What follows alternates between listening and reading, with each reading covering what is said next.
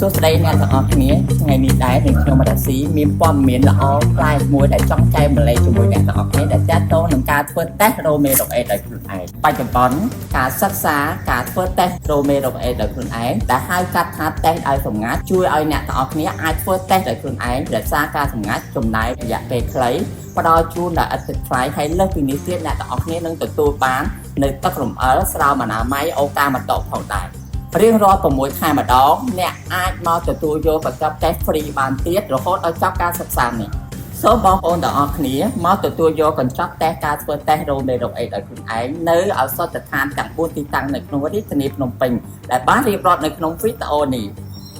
សូមបញ្ជាក់ធ្វើតេស្តនៅទីណាក៏បានដែលអ្នកទាំងអស់គ្នាគិតថា